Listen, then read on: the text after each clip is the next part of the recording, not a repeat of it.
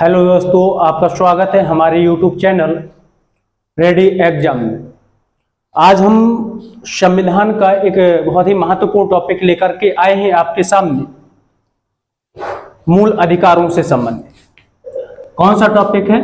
मूल अधिकार।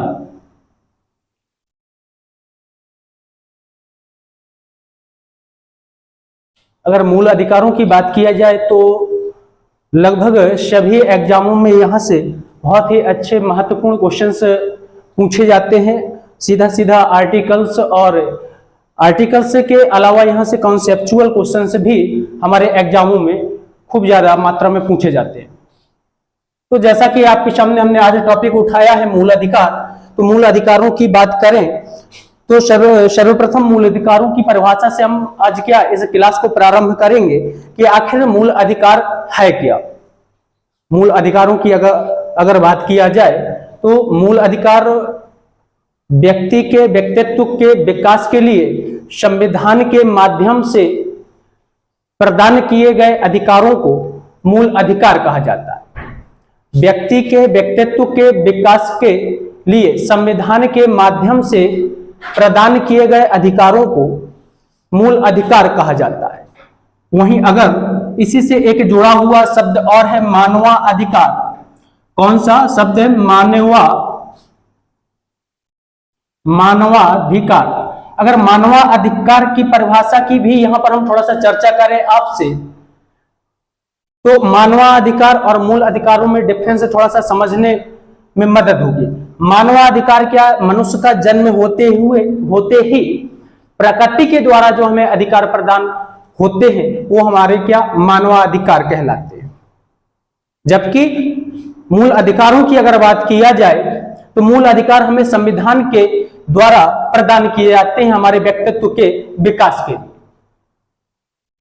जैसे मानवाधिकार की हमने बात की कि प्रकृति के द्वारा हमें जो अधिकार प्रदान किए जाते हैं, जैसे सांस लेना, शुद्ध पर्यावरण, जल, ये हमारे क्या मानवाधिकार। जैसे ही व्यक्ति का जन्म होता है या मानव का जन्म होता है उसको ये स्वतः ही अधिकार प्रदान हो जाते हैं। और मानवाधिकार की अगर हम बात करें तो मानवाधिकार दिवस 10 दिसंबर को, प्रत्येक वर्ष 10 दिसंबर को मानवाधिकार दिवस मनाया जाता है। ये 10 दिसंबर को ही क्यों मनाया जाता है, इसका कारण क्या है? क्योंकि 1948 10 दिसंबर 1948 को यूएनओ ने क्या किया था? मानवाधिकारों को घोषित किया।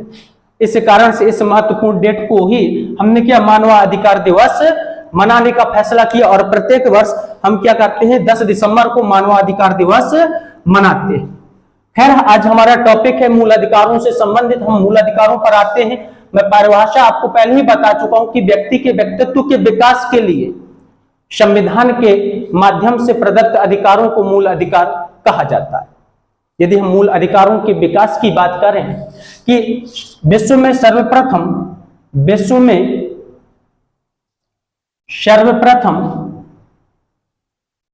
मूल अधिकारों का विकास कब और कहां हुआ? तो मूल अधिकारों का विकास सर्वप्रथम 1215 ईस्वी में ब्रिटेन में हुआ था। 1215 ईस्वी में ब्रिटेन में मूल अधिकारों का सर्वप्रथम विकास हुआ था। ब्रिटेन के सम्राट जॉन ने अपने देश के नागरिकों को कुछ अधिकार प्रदान किए और जिस प्रपत्र में जॉन ने अपने देश के नागरिकों को अधिकार प्रदान किए उसे ही एक नाम दिया गया मैग्ना कार्टा। क्या नाम दिया गया? Magna carta. या दूसरे शब्दों में आप ऐसा भी बोल सकते हैं कि ब्रिटेन के सम्राट जॉन ने अपने देश के नागरिकों को एक अधिकारों का एक चार्टर प्रदान किया, जिस चार्टर का नाम क्या था? मैग्ना कार्टा था। क्या नाम था? मैग्ना कार्टा था। यदि इसी क्रम में हम थोड़ा सा और आगे बढ़ें कि विश्व में सर्वप्रथम मूल अधिकारों की मांग मूल अधिकारों की मांग कहां हुई? अगर मूल अधिकारों की मांग का आपके समक्ष प्रश्न पूछा जाए तो याद रखना दोस्तों, मूल अधिकारों की सर्वप्रथम मांग 1789 में फ्रांस में होती है। और इसी समय जब फ्रांस की क्रांति होती है तो यहाँ की जनता ने मूल अधिकारों की मांग किया था। अगर सर्वप्रथम विकास की बात करें तो ब्रिटेन 1215 ईस्वी में, और सर्वप्रथम मांग की अगर बात करें, सर्वप्रथम मांग की अगर बात करता है तो आंसर क्या दिया जाएगा? 1789 फ्रांस। इसी समय क्या होता है? फ्रांस की क्रांति घटित होती है और फ्रांस की जनता के द्वारा एक नारा यहां पर दिया जाता है, समानता, स्वतंत्रता और बंधुत्व या भ्रातृत्व का नारा प्रदान किया जाता है या दिया जाता है। और उसी समय यहाँ पर सर्वप्रथम क्या मूल अधिकारों की मांग की गई थी। जब आपसे प्रश्न पूछेगा तो यहाँ पर विकास की जब बात करेगा तब ब्रिटेन 1215 ईस्वी बताना है, और जब मांग की बात करेगा तब 1789 फ्रांस बताना। इसी क्रम में और अगर हम आगे बढ़े कि सर्वप्रथम विश्व में हमें लिखित रूप से मूल अधिकार कहां प्रदान किए गए या किस संविधान में या कहां के संविधान में सर्वप्रथम लिखित रूप में मूल अधिकार प्रदान किए गए? लिखित रूप में मूल अधिकार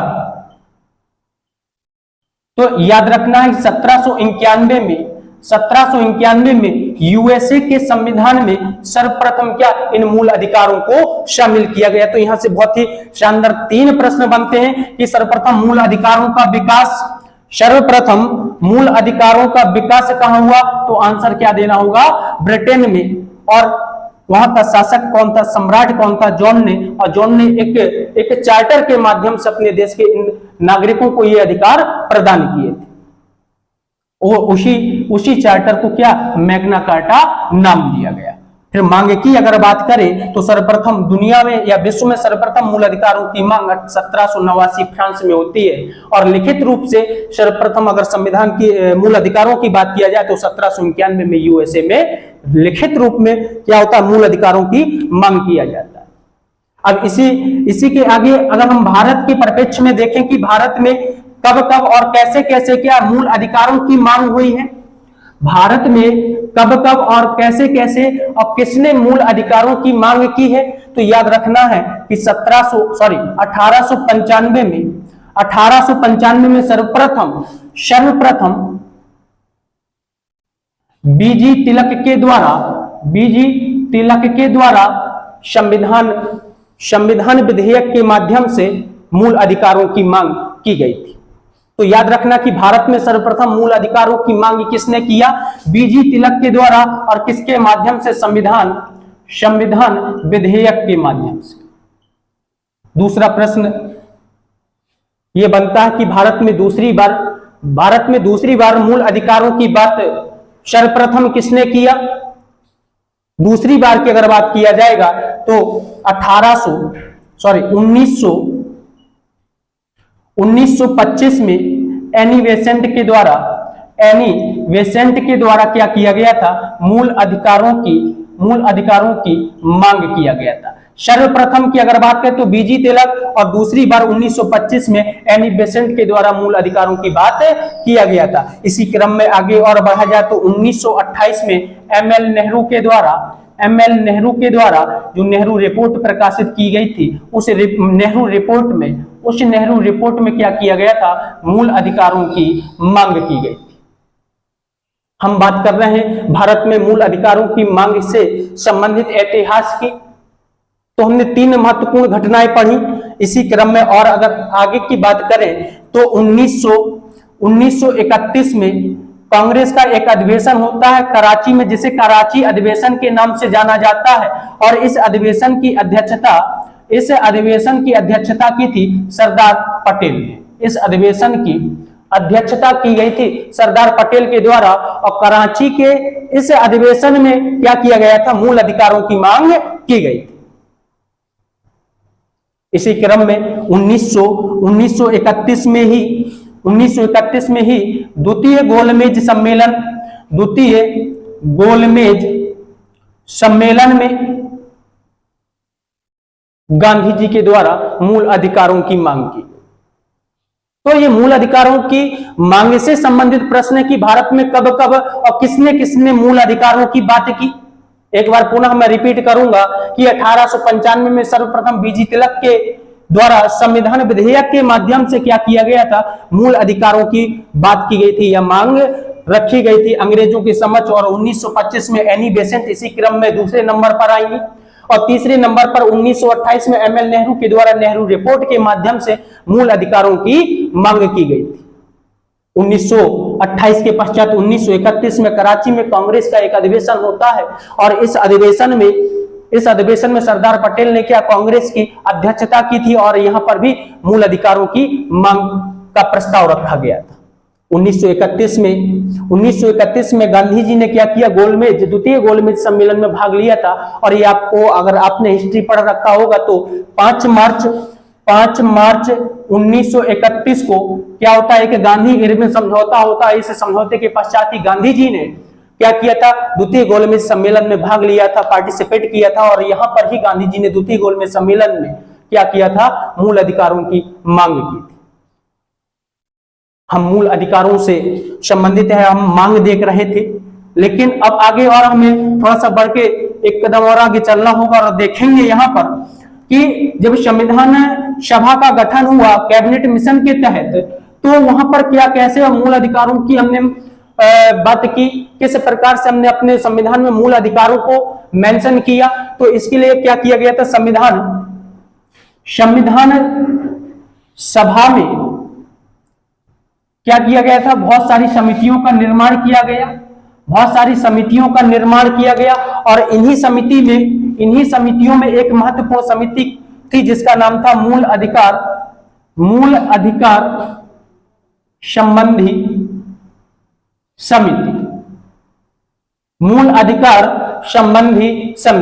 जिसके अध्यक्ष थे सरदार पटेल। अध्यक्ष कौन थे, सरदार पटेल। और इसी से संबंधित एक मूल अधिकार संबंधी एक उप समिति भी बनी थी जिसकी अध्यक्षता जेबी कृपलानी ने की, के द्वारा किया गया।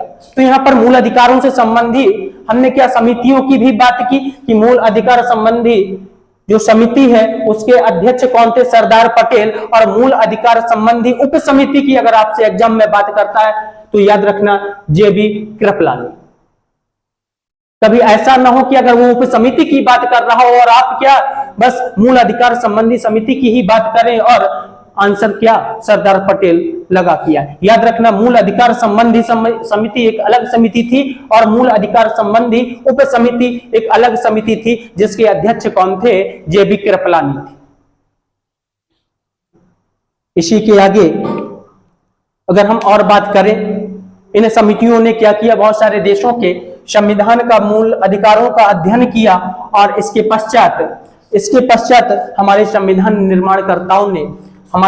निर्माणकर्ताओं ने यूएसए के भी संविधान का अध्ययन किया। और हमने क्या किया, अपने संविधान के भाग 3 में, भारतीय संविधान के भाग 3 में हमने क्या रखा, मूल अधिकार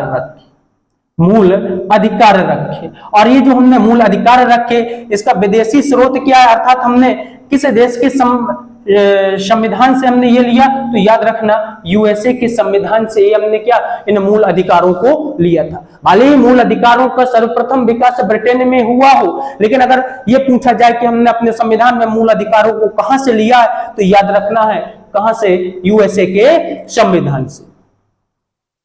इसके पश्चात जब हमने भारतीय संविधान के भाग 3 में मूल अधिकारों को मेंशन किया, तो एक यहां से बहुत अच्छा प्रश्न बनता है कि भारतीय संविधान के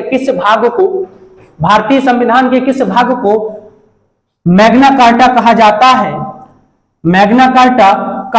है। तो याद रखना भारतीय संविधान के भाग 3 को क्या कहा जाता है, मैग्ना कार्टा कहा जाता है, क्योंकि इस भाग के द्वारा ही हमने भारतीय नागरिकों को, अपने नागरिकों को मूल अधिकार प्रदान किए। इसी कारण से हमने भाग 3 को क्या, मैग्ना कार्टा की उपमा प्रदान की। अगर हम मूल अधिकारों के आर्टिकल रेंज की बात करें, तो यहां पर आर्टिकल 12 से 35 तक क्या किया गया, मूल अधिकार प्रदान किए गए हैं। आर्टिकल 12 से 35 तक मूल अधिकार प्रदान किए गए हैं। इसके अलावा एक और बहुत अच्छा प्रश्न बनता है कि हमारे मूल संविधान में कुल कितने मूल अधिकार प्रदान किए गए थे? हमारे मूल संविधान में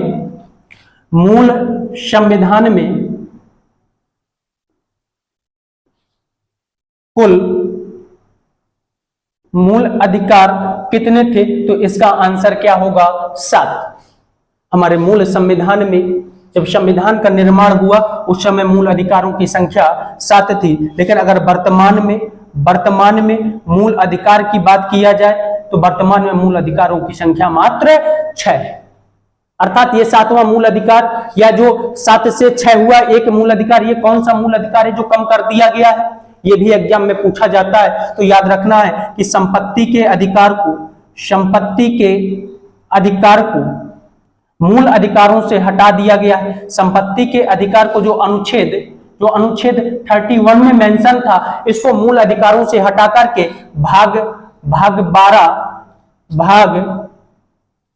12 के अनुच्छेद 300A या 300 का में शामिल कर दिया गया है, जो एक अब क्या है, जो एक क्या विधिक या कानूनी अधिकार है।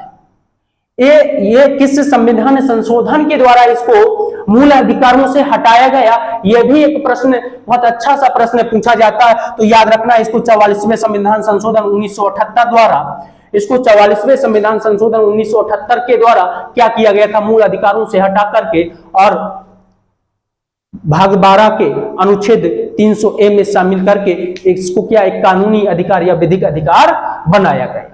कारण क्या था इसको मूल अधिकारों से हटा करके कानूनी या विधिक अधिकार बनाने का? क्या कारण था कि इसको अनुच्छेद 31 से हटा करके 300A में रख दिया गया? क्योंकि ये संपत्ति का जो अधिकार है, अगर ये मूल अधिकार बना रहता और यदि हमारी सरकार को कोई विकास कार्य करना होता, कोई एक्सप्रेस भी निकालना होता, कोई एयरपोर्ट बनाना होता, तो कोई भी अपनी जमीनों पर कब्जा या सरकार को अधिग्रहण करने की अनुमति न प्रदान करता। और क्या? क्योंकि कारण क्या है? संपत्ति का अधिकार क्या है? हमारा मूल अधिकार है और हमारे मूल अधिकारों का हनन कोई नहीं कर सकता। इस कारण से इस संपत्ति के अधिकार को यहां से हटा करके ये कानूनी अधिकार का दर्जा प्रदान किया गया।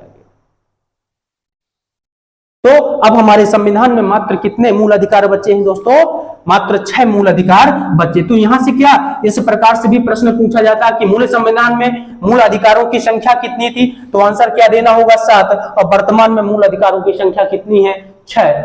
वो 7वां मूल अधिकार कौन सा है जिसे हटाया गया? संपत्ति का अधिकार है। किस संविधान संशोधन के द्वारा?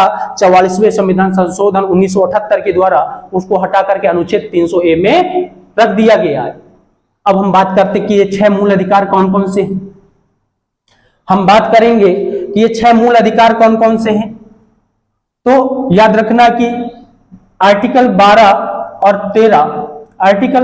और 13 में क्या है? साधारण।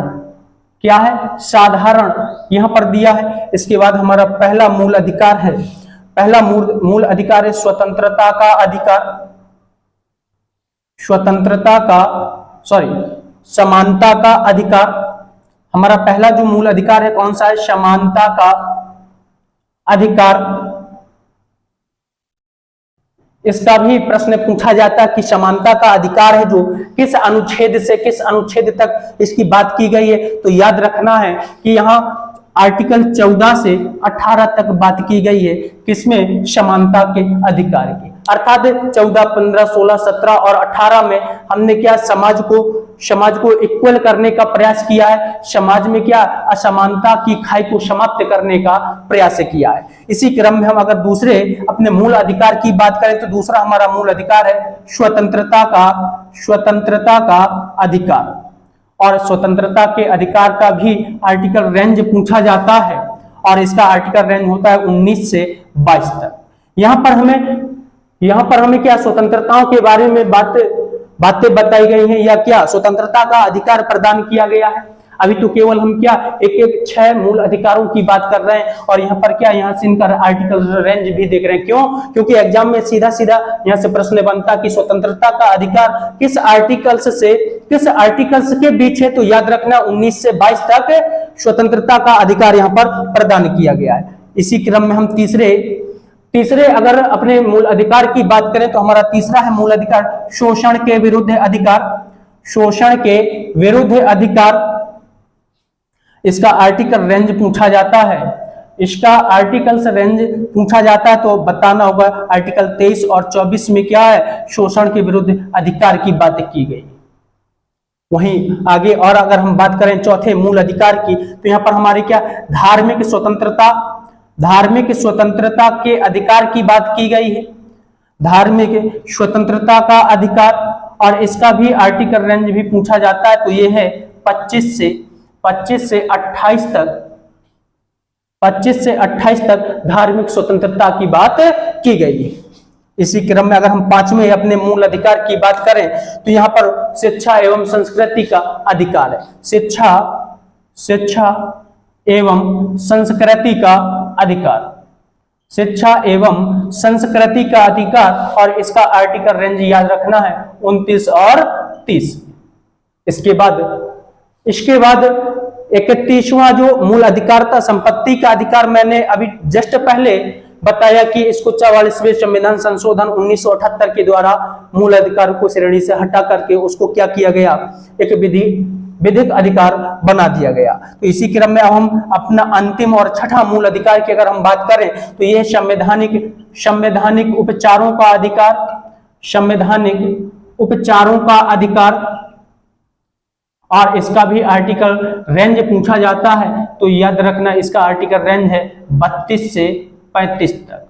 आर्टिकल 32 से 35 तक ये हमारा क्या है, छठा मूल अधिकार है।